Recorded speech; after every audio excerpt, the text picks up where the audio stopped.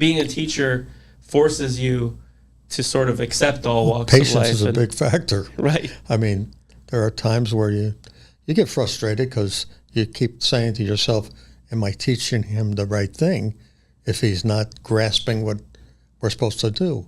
So I mean, if I showed you at home my books of every person that I've given lessons to, I take notes when I get home at night in case that person wants to continue on. Sure. And when we sit down for the next lesson, here's what we went over, trying to get our club back to where our arms are pointing in between our elbows. Yep. And there's so many things that you try to get accomplished so that they start feeling comfortable and relaxed. Yeah. Because that's what it's all about. I mean, good people, making the environment relaxed, getting through to a person, getting them relaxed, like you said. You could go to 100 teaching conferences, or I don't know, actually, I haven't met there, but I've never heard anyone talk about getting a person to be relaxed, to be able to then teach them, which is a very important part. I think. Probably one of the most important parts. Yeah, because a lot of people are very nervous. Yeah. When they first start out, because a lot of people, if they're not very good at it, they don't want other people watching them and feeling embarrassed about the whole situation. If you get them to at least advance the ball forward, that makes them feel a little bit more for sure, easy on the golf course. Yeah, I mean, anyone that's played golf before knows that nervousness when you have to hit the ball in front of a group of people that you've never played with or that are staff. You just get nervous. And, not to beat a dead horse, but to pull it to our patients as well, same thing.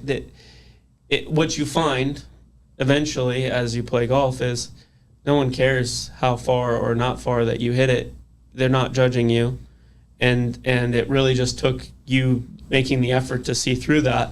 Same thing here is when patients, they're nervous to begin with, but when they finally make the appointment and they finally come in and they finally see that no one's looking at how far that ball goes, no one's looking at how ugly or embarrassing those teeth might be, or they may be embarrassed, then things can really start to go, because once they feel relaxed that we're not judging them, then they see, oh, well, I can take this the whole way then. I'm sure you see that, like you just said. Let's face it, the best players in the world are nervous.